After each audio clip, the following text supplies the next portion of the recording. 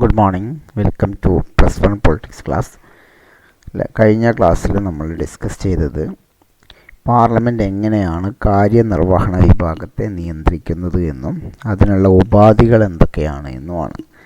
ഇന്ന് നമ്മൾ ഓരോ ഉപാധികളെക്കുറിച്ചും വിശദമായി ചർച്ച ചെയ്യുന്നു. പ്രധാനമായും പാർലമെൻറ്റിൻ്റെ എക്സിക്യൂട്ടീവിനെ നിയന്ത്രിക്കാനുള്ള പാർലമെൻറ്റിൻ്റെ ഉപകരണങ്ങൾ 4 ഗാഢമായ പര്യാലോചനകളും ചർച്ചകളും, നിയമങ്ങൾക്ക് അനുമതി നൽകൽ അല്ലെങ്കിൽ നിരാകരിക്കൽ, ധനപരമായ നിയന്ത്രണം, അവിശ്വാസ പ്രമേയം. Last class we discussed about how does the parliament control the executive and the instrument of parliamentary control. Today we are going to discuss about each instruments of parliamentary control. There are 4 instruments. They are deliberation and discussion, approval or refusal of laws, financial control, no confidence motion. These are the instruments of parliament to control the executive. ഇന്ന് നമ്മൾ ഒന്നാമത്തെ ഉപകരണത്തെക്കുറിച്ചാണ് പറയാൻ വേണ്ടി പോകുന്നത്. ഗാഢമായ പര്യാലോചനകളും ചർച്ചകളും. നിയമനിർമ്മാണ പ്രക്രിയ സമയത്ത് സഭയിലെ മെമ്പർമാർക്ക് മന്ത്രിസഭാ നയങ്ങളുടെ ദിശ എങ്ങോട്ടാണെന്നും നടപ്പാക്കുന്നതിനുള്ള രീതികൾ എന്തെല്ലാമാണെന്നുമുള്ള കാര്യങ്ങളിൽ പര്യാലോചനയ്ക്കായി അവസരം ലഭിക്കുന്നുണ്ട്. ഇതിനു പുറമെ സഭയിൽ പൊതു ചർച്ചാവേളയിലും നിയന്ത്രണങ്ങൾ ചെലുത്താനുള്ള അവസരം കൈവരുന്നു. ചോദ്യോത്തരവേളയിൽ മെമ്പർമാർ ഉയർത്തുന്ന ചോദ്യങ്ങൾക്ക് അതാത് വകുപ്പ് മന്ത്രിമാർ മറുപടി പറയേണ്ടതുണ്ട്.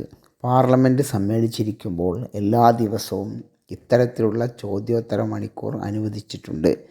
അതുപോലെ ശൂന്യവേളയിൽ മെമ്പർമാർക്ക് പ്രധാനപ്പെട്ട വിഷയങ്ങളിൽ ചോദ്യം ഉന്നയിക്കാൻ അവസരമുണ്ട്. ഇത്തരം ചോദ്യങ്ങൾക്ക് തത്സമയം മന്ത്രിമാർ മറുപടി പറയേണ്ട കാര്യമില്ല. അതുപോലെ പൊതുപ്രാധാന്യമുള്ള വിഷയങ്ങളിൽ അരമണിക്കൂർ ചർച്ചകൾ അനുവദനീയമാണ്. ചില സന്ദർഭങ്ങളിൽ സ്പീക്കറുടെ അനുമതിയുണ്ടെങ്കിൽ സഭാ നടപടികൾ നിർത്തിവെച്ച് അടിയന്തര പ്രമേയത്തിന് അവസരം നൽകാറുണ്ട്. അതിലൂടെയും ചർച്ചയ്ക്കും എക്സിക്യൂട്ടീവിനെ നിയന്ത്രിക്കുന്നതിനുള്ള അവസരം ലഭിക്കുന്നു. സർക്കാരിൻ്റെ കാര്യനിർവഹണ വിഭാഗത്തിനും മന്ത്രിസഭയ്ക്കുമേൽ ജാഗരൂകരായിരിക്കാൻ ഉള്ള ഏറ്റവും ഫലപ്രദമായ ഒരു ഉപകരണമാണ് ചോദ്യോത്തര വേളയെ ഉപയോഗപ്പെടുത്തുക എന്നുള്ളത്. പാർലമെൻറ്റ് അംഗങ്ങളെല്ലാം തന്നെ ഈ ചോദ്യമണിക്കൂറിൽ വളരെ സജീവമായി പങ്കെടുക്കാറുണ്ട്. പാർലമെൻറ്റിൽ ഹാജരാകുന്ന അംഗങ്ങൾ മുഴുവൻ സമയവും സഭയ്ക്കകത്ത് ചെലവഴിക്കാറില്ല. പക്ഷേ ചോദ്യമണിക്കൂർ ആകുമ്പോൾ മിക്കവരും സഭയിൽ ഹാജരാകും. ഈ സമയത്താണ് സഭയിൽ പരമാവധി ഹാജരുണ്ടാകുക എന്നാണ് സാധാരണ പറയാറുള്ളത്.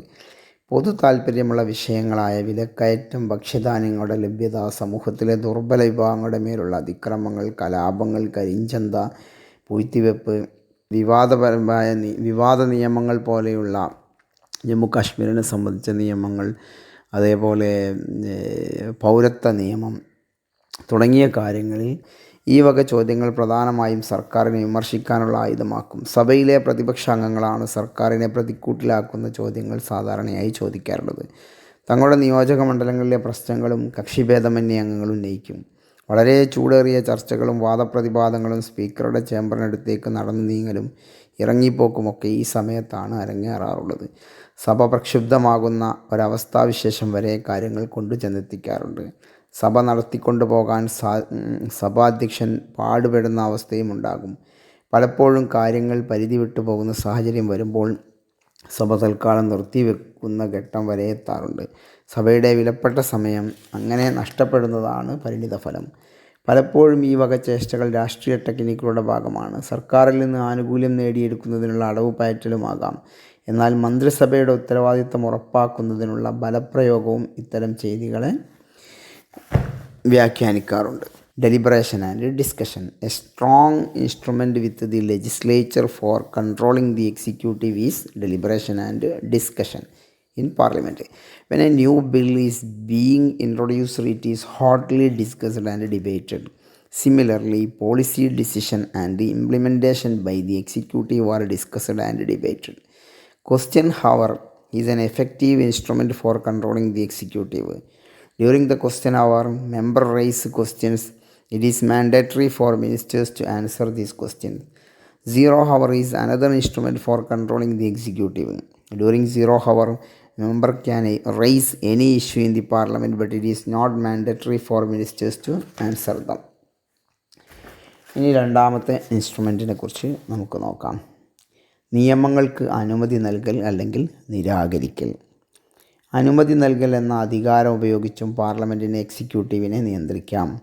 പാർലമെൻറ്റിൽ അവതരിപ്പിക്കുന്ന ഒരു ബിൽ നിയമമാകണമെങ്കിൽ അതിന് പാർലമെൻറ്റ് അംഗങ്ങളുടെ അംഗീകാരം അല്ലെങ്കിൽ വോട്ട് വേണം. സഭയിൽ വേണ്ടത്ര ഭൂരിപക്ഷമോ അല്ലെങ്കിൽ അച്ചടക്ക ഭൂരിപക്ഷമോ ഉണ്ടെങ്കിൽ ബിൽ പാസ്സാക്കിയെടുക്കാൻ ബുദ്ധിമുട്ടുണ്ടാവില്ല. എന്നാൽ അങ്ങനെയുള്ള അനുമതി ലഭിക്കൽ നമുക്ക് മുഖവിലക്കെടുക്കാനാവില്ല. പലപ്പോഴും ഭരണകക്ഷിയും പ്രതിപക്ഷവും തമ്മിലോ ഭരണകക്ഷിയിലെ അംഗങ്ങൾ തമ്മിലോ കൂട്ടുകക്ഷി ഭരണമാണെങ്കിൽ കക്ഷികൾ തമ്മിലോ ഉള്ള വിലപേശലുകൾക്കും ചർച്ചകൾക്കും ഒടുവിലായി ഉണ്ടാകുന്ന ഉൽപ്പന്നമാണ് ഈ അനുമതി അല്ലെങ്കിൽ അംഗീകാരം ലഭിക്കൽ. ചിലപ്പോൾ ഭരിക്കുന്ന കക്ഷിക്ക് ലോക്സഭയിൽ ഭൂരിപക്ഷമുണ്ടായിരിക്കും, എന്നാൽ രാജ്യസഭയിൽ കാണില്ല. 1977 ജനതാ ഗവൺമെൻറ്റിൻ്റെ കാലത്തും 2000 NDA ഗവൺമെൻറ്റിൻ്റെ കാലത്തും ഈ സ്ഥിതിവിശേഷമായിരുന്നു നിലനിന്നിരുന്നത്. ഇങ്ങനെയുള്ള സന്ദർഭങ്ങളിൽ ബില്ലുകൾ നിയമമാക്കി മാറ്റുന്നതിന് സർക്കാർ മറുവശത്ത് നിന്ന് ഗണ്യമായ ആനുകൂല്യങ്ങളും മറ്റും വാഗ്ദാനം ചെയ്ത് ഇരുസഭകളുടെയും അംഗീകാരം സമ്പാദിക്കുകയാണ് ചെയ്യാറുള്ളത്. ലോകസഭ പാസാക്കിയ ചില ബില്ലുകൾ രാജ്യസഭ നിരാകരിച്ച സന്ദർഭങ്ങളും ഇന്ത്യയുടെ പാർലമെൻറ്റ് ചരിത്രത്തിൽ ഉണ്ടായിട്ടുണ്ട്. Lokpal bill, prevention of terrorism bill തുടങ്ങിയവ അതിന് ഉദാഹരണങ്ങളാണ്. Second instrument approval and ratification of laws. Parliament's approval is required for enacting laws. A bill becomes law only after the Parliament's approval. If the government has a majority, this approval can be easily obtained. But if the government does not have a majority in the Parliament, the cooperation of the opposition will be required to pass the bill. Under such circumstances, the opposition will extract a lot of concession from government. During the Janata Party rule in 1977 and 79 and NDA rule in 1999-2004, the ruling party did not have majority in the Rajya Sabha. This created problems for the government. The NDA government could not pass the POTA, Prevention of Terrorism Act bill, because it was rejected by the. മൂന്നാമത്തെ ഉപകരണം ധനപരമായ നിയന്ത്രണം. Budget മുഖേനയാണ് ഗവൺമെൻറ്റിൻ്റെ പരിപാടികൾ നടപ്പാക്കുന്നതിനുള്ള പണം കണ്ടെത്തുന്നത്. ഗവൺമെൻറ്റിൻ്റെ ധനപരമായ ഓരോരോ ആവശ്യങ്ങൾക്കും ബജറ്റിൽ സംഖ്യ വകയിരുത്തും. ബജറ്റ് തയ്യാറാക്കലും സഭയുടെ അംഗീകാരത്തിനായി അവതരിപ്പിക്കലും സർക്കാരിൻ്റെ ഭരണഘടനാപരമായ കർത്തവ്യമാണ്. ബജറ്റിൽ കൂടിയുള്ള സർക്കാരിൻ്റെ ധനവിനിയോഗത്തിൽ നിയന്ത്രണം ചെലുത്താൻ ഈ കർത്തവ്യം സഭയ്ക്ക് അവസരം നൽകുന്നു. സർക്കാരിനുള്ള വിഭവങ്ങൾ അനുവദിക്കുന്നത് സഭയ്ക്ക് നിരാകരിക്കാം. പക്ഷേ ബജറ്റ് അവതരിപ്പിക്കുന്ന സർക്കാർ ഒരു ഭൂരിപക്ഷ സർക്കാർ ആകയാൽ ഇങ്ങനെ ഒരു നീക്കത്തിന് പ്രസക്തിയില്ല. എന്നിരുന്നാലും സർക്കാരിന് പണം ഏതെല്ലാം കാര്യങ്ങൾക്കാണ് ആവശ്യമുള്ളതെന്നതിനെക്കുറിച്ച് ബജറ്റ് പാസ്സാക്കുന്നതിന് മുൻപായി സർക്കാരിനോട് വിശദീകരണം ചോദിക്കാം. Controller and auditor general, public accounts committees എന്നിവയുടെ റിപ്പോർട്ടിൻ്റെ അടിസ്ഥാനത്തിൽ ലോക്സഭയിൽ ചർച്ച ചെയ്യുകയും അന്വേഷിക്കുകയും ചെയ്യുന്നതിലൂടെയും എക്സിക്യൂട്ടീവിനെ ലെജിസ്ലേച്ചറിനു നിയന്ത്രിക്കാം. Financial control. The government needs resources for implementing its programmes. The government gets resources through budget. The budget has to be passed by the parliament. This means that the parliament has financial control over the executive. The misuse of funds by the executive is reported by C&AG, Controller and Auditor General of India. Based on the report of CAG, the Lok Sabha can inquire into the misuse of funds. Thus, through financial control, the parliament control the executive. അടുത്തതാണ് അവിശ്വാസ പ്രമേയം. മന്ത്രിസഭയുടെ ചുമതലാബോധം ഉറപ്പുവരുത്തുന്നതിന് എടുത്തുപയോഗിക്കാവുന്ന മറ്റൊരു വജ്രായുധമാണ് അവിശ്വാസ പ്രമേയം കൊണ്ടുവരൽ. ഭരിക്കുന്ന കക്ഷിക്ക് അല്ലെങ്കിൽ കൂട്ടുകക്ഷി സഭയ്ക്ക് ഭൂരിപക്ഷമുള്ളിടത്തോളം കാലം സർക്കാരിനെ പുറത്താക്കുക എന്നത് സാങ്കല്പികം മാത്രമാണ്, അത് യാഥാർത്ഥ്യമാകില്ല. ഇന്നത്തെ കൂട്ടുകക്ഷി ഭരണവ്യവസ്ഥയിൽ രാഷ്ട്രീയ പാർട്ടികൾ തമ്മിൽ ഗവൺമെൻറ്റിൻ്റെ നയപരിപാടികളിൽ അഭിപ്രായ വ്യത്യാസങ്ങൾ നിലനിൽക്കുമ്പോൾ പ്രതിപക്ഷം കൊണ്ടുവരുന്ന അവിശ്വാസ പ്രമേയത്തിന് പ്രാധാന്യം നിലനിൽക്കുന്നു. സ്പീക്കറുടെ അനുമതിയുണ്ടെങ്കിൽ അവിശ്വാസ പ്രമേയം സഭയിൽ അവതരിപ്പിക്കാൻ സാധിക്കും. അതിന്മേൽ ചർച്ചയ്ക്കു ശേഷം വോട്ടിനിടുകയും ചെയ്യും. ഭൂരിപക്ഷം ലഭിച്ചിട്ടില്ലെങ്കിൽ ഗവൺമെൻറ് രാജിവെക്കേണ്ടി വരും. ഉദാഹരണമായി 1989 ശേഷം പല സർക്കാരുകളും അവിശ്വാസ പ്രമേയത്തെ അതിജീവിക്കാൻ കഴിയാതെ പുറത്തു പോവുകയുണ്ടായിട്ടുണ്ട്. കൂട്ടുകക്ഷികളുടെ ഒരു സർക്കാരായി തുടങ്ങിയതിന് ശേഷം അതിലേതെങ്കിലും ഒരു കക്ഷിയോ കക്ഷികളോ പിന്തുണ പിൻവലിച്ച സാഹചര്യങ്ങളിലാണ് ലോക്സഭയിൽ പല സർക്കാരുകളും നിലംപതിച്ചിട്ടുള്ളത്. മേൽ പ്രസ്താവിച്ച കാര്യങ്ങളിൽ നിന്നും പാർലമെൻറ്റിന് കാര്യനിർവഹണ വിഭാഗത്തെ ഫലപ്രദമായി നിയന്ത്രിക്കാനാകുമെന്നും സർക്കാരിനെ ഉത്തരവാദിത്തബോധമുള്ളതാക്കാൻ സാധിക്കുമെന്നും നമുക്ക് വ്യക്തമായി. പക്ഷേ അതിന് അത്യന്താപേക്ഷിതമായ ചില കാര്യങ്ങളാണ്. സഭാ കാര്യങ്ങൾ ചർച്ച ചെയ്യുന്നതിനും മറ്റും വേണ്ടത്ര സമയം വേണം. അംഗങ്ങൾ ചർച്ചകളിൽ താൽപ്പര്യം പ്രകടിപ്പിക്കുകയും കാര്യക്ഷമമായി സഭയിൽ പങ്കെടുക്കുകയും വേണം. സർക്കാരും പ്രതിപക്ഷവും തമ്മിലൊരു വിട്ടുവീഴ്ച മനോഭാവത്തിനുള്ള ഇച്ഛാശക്തി പ്രകടിപ്പിക്കണം. കഴിഞ്ഞ കുറേ ദശകങ്ങളായി പാർലമെൻറ്റിൻ്റെയും സംസ്ഥാന നിയമസഭകളുടെയും സെഷനുകൾ കാലക്രമേണ കുറഞ്ഞുകൊണ്ടേയിരിക്കുന്നു. അതുപോലെ ചർച്ചകൾക്കുള്ള സമയത്തിലും മാറ്റം വന്നിരിക്കുന്നു. പലപ്പോഴും കോറം തികയാതെ സഭകൾ നിർത്തിവെക്കേണ്ട സാഹചര്യങ്ങൾ ഉണ്ടായിട്ടുണ്ട്. അതുപോലെ സഭയിൽ നിന്നുള്ള ഇറങ്ങിപ്പോക്ക്, സഭാബഹിഷ്കരണം തുടങ്ങിയ പ്രതിപക്ഷ രാഷ്ട്രീയ തന്ത്രങ്ങളായി ഫലപ്രദമായി മന്ത്രിസഭയെ നിയന്ത്രിക്കുന്നതിനുള്ള ചർച്ചകൾ നടത്തുന്നതിന് സഭയ്ക്കുള്ള അധികാരം എടുത്തുപയോഗിക്കാൻ കഴിയാതെ പോകുന്ന സന്ദർഭങ്ങളും ഉണ്ടായിട്ടുണ്ട്. No confidence motion. The most effective instrument of parliamentary control over the executive is the no confidence motion. The government can be voted out by the parliament. This happens only when the government loses majority in the Lok Sabha. During single party rule this rarely happens. But during coalition rule, if a coalition partner withdraws support, the government will be reduced to minority. Then if the leader withdraw the support, the government will be if the leader of the opposition moves a no confidence motion, the government can be voted out. Since 1989, India is being governed by coalitions. Many governments have been voted out through no confidence motion. The instruments discussed above are effective tools of parliamentary control. The parliament can use these instruments for regulating and controlling the executive. Therefore, these instruments have a crucial role in the development of a healthy parliament committee. Budget session, monsoon session, winter session മുതലായ സമയങ്ങളിലാണ് parliament സമ്മേളിക്കുന്നത്. പരിമിതമായ സമയമേ പാർലമെൻറ്റിന് ലഭിക്കുകയുള്ളൂ. അതുകൊണ്ടാണ് parliament കമ്മിറ്റികളെ നിയമിക്കുന്നതും ചില ധർമ്മങ്ങൾ കമ്മിറ്റികളെ ഏൽപ്പിക്കുന്നതും. Parliament കമ്മിറ്റികൾ എന്തൊക്കെ കാര്യങ്ങളാണ് ചെയ്യുന്നത്? നിയമനിർമ്മാണപരമായ ഉദ്ദേശങ്ങൾക്കായി അനേകം കമ്മിറ്റികൾ രൂപീകരിക്കുക എന്നത് നിയമനിർമ്മാണ പ്രക്രിയയുടെ മുഖ്യ സവിശേഷതയാണ്. നിയമനിർമ്മാണ പ്രക്രിയയിൽ ഇത്തരം കമ്മിറ്റികളുടെ സേവനം സ്തുത്യർഹമാണ്. അതിനും പുറമെ സഭയുടെ ദൈനംദിന കാര്യങ്ങളിലും വളരെ വലിയൊരു പങ്കാണ് ഇതിന് വഹിക്കാനുള്ളത്.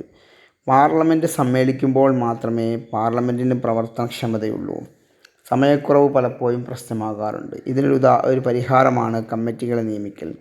നിയമനിർമ്മാണം നടത്തേണ്ടതായ വിഷയങ്ങളിൽ അഗാധമായ പഠനം നടത്തേണ്ടതുണ്ടാകും. ഇതിനൊക്കെ ഒരുപാട് സമയം വേണം. പിന്നെ വിവിധ മന്ത്രാലയങ്ങൾക്ക് ഗ്രാൻഡ് അനുവദിക്കൽ, വിവിധ ഡിപ്പാർട്ട്മെൻറ്റുകളുടെ പണം ചെലവാക്കൽ, പരിശോധിക്കൽ, അഴിമതി അന്വേഷണം തുടങ്ങിയ ഒട്ടനവധി പ്രധാനപ്പെട്ട കാര്യങ്ങൾ വേറെയുമുണ്ട്. സഭ കൂടുമ്പോൾ അതിൻ്റെ വിലപ്പെട്ട സമയം ഈ കാര്യങ്ങൾക്കായി നീക്കിവെക്കാറില്ല. അതിനൊക്കെ വിവിധ സഭാ കമ്മിറ്റികളെ നിയമിച്ച് അവയെ ഭരണമേൽപ്പിക്കുകയാണ് പതിവ്. 1983 ശേഷം ഇന്ത്യയിൽ പാർലമെൻ്ററി സ്റ്റാൻഡിംഗ് കമ്മിറ്റികൾ എന്ന ഒരു സമ്പ്രദായം കൊണ്ടുവരികയുണ്ടായി. 20-ലധികം അത്തരം ഡിപ്പാർട്ട്മെൻറ്റുകളുമായി ബന്ധപ്പെട്ട് പ്രവർത്തിക്കുന്ന കമ്മിറ്റികളുണ്ട്. ഇത്തരം കമ്മിറ്റികൾ വിവിധ ഡിപ്പാർട്ട്മെൻറ്റുകളുടെ പ്രവർത്തനം, പാർലമെൻറ്റിൽ വരുന്ന ബജറ്റ്, ചെലവുകൾ, ബില്ലുകൾ എന്നിവയുടെ കാര്യത്തിൽ ഫലപ്രദമായ മേൽനോട്ടം എന്നിവ നിർവഹിക്കുന്നുണ്ട്. സ്റ്റാൻഡിംഗ് കമ്മിറ്റികൾക്ക് പുറമെ ജോയിൻറ്റ് പാർലമെൻ്ററി കമ്മിറ്റി, JPC എന്നൊരു സംവിധാനവും ഇന്ന് നമുക്കുണ്ട്. നമ്മുടെ പാർലമെൻ്ററി വ്യവസ്ഥയിൽ അതിന് പ്രമുഖ സ്ഥാനമാണുള്ളത്.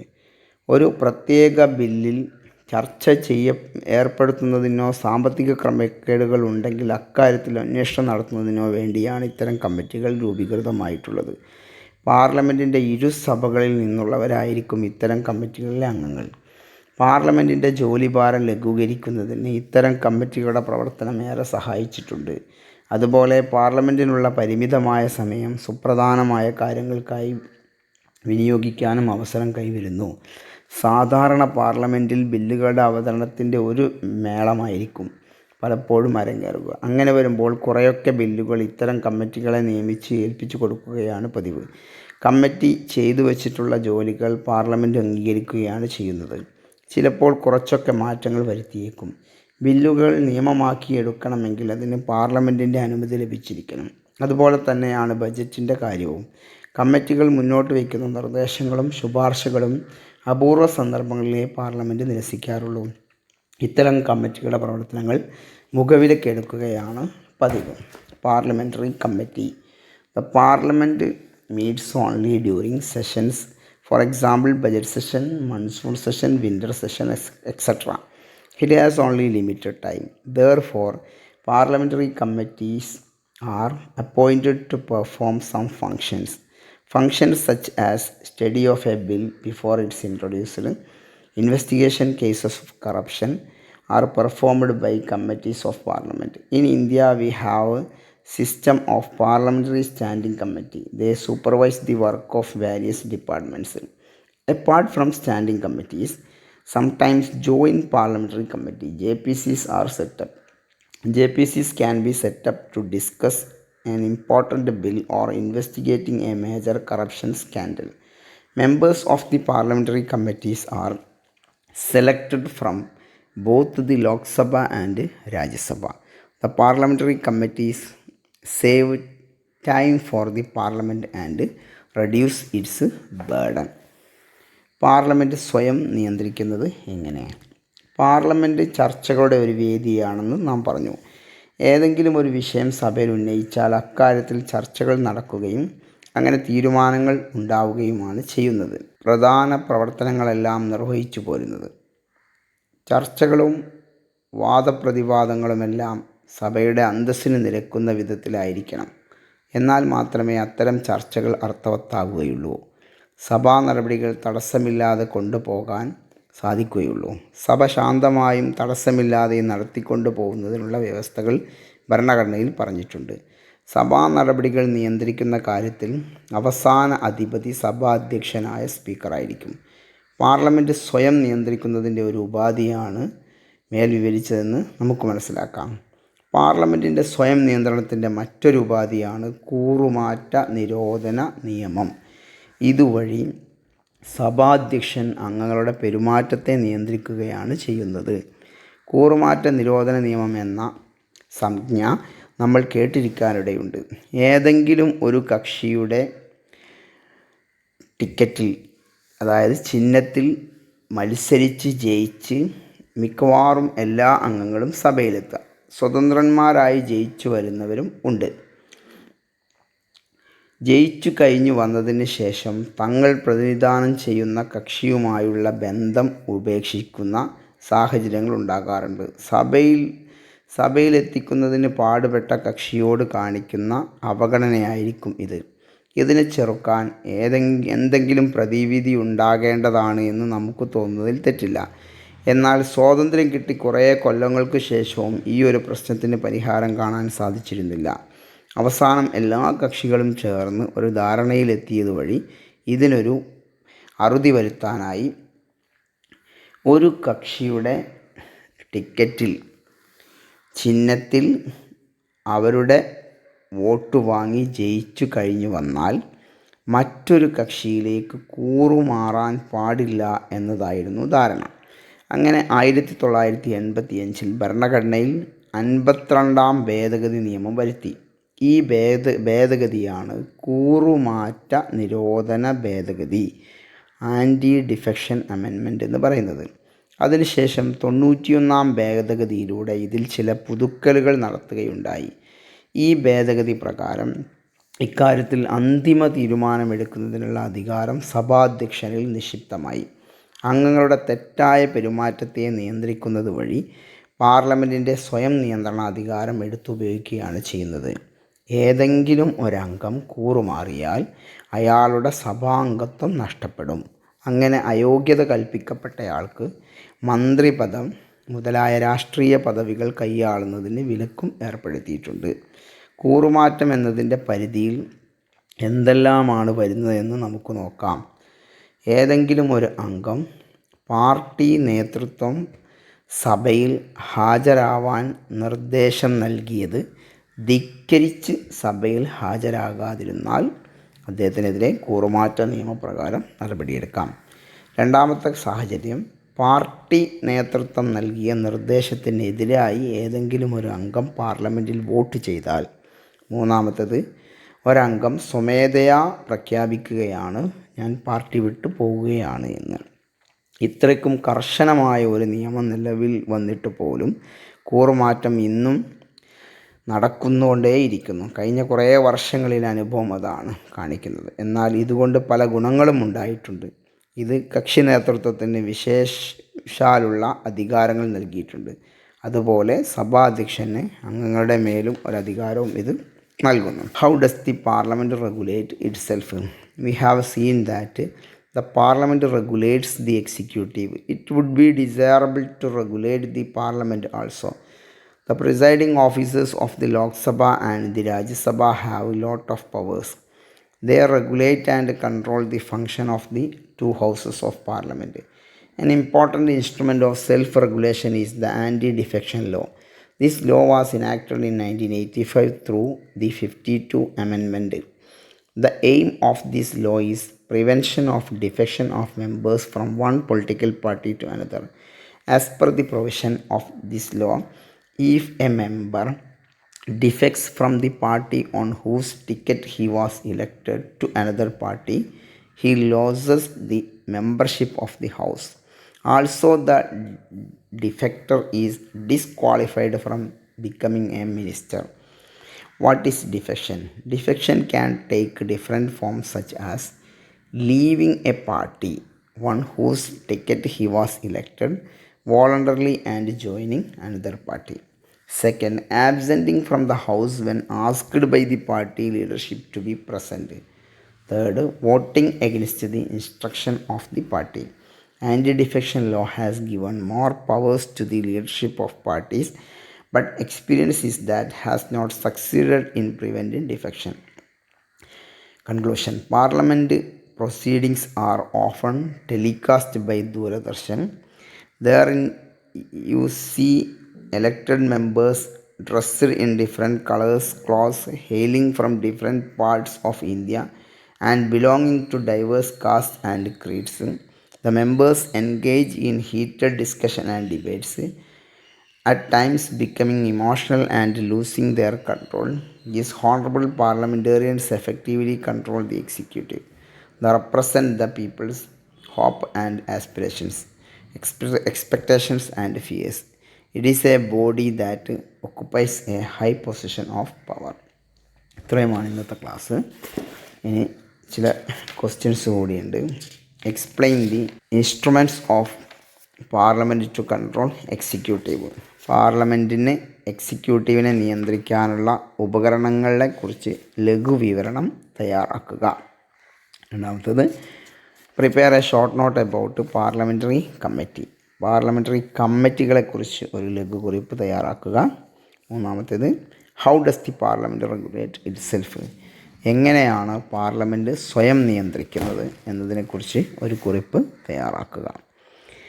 ഇത്രയുമാണ് ഇന്നത്തെ class. Thank you for watching this video. Have a nice day.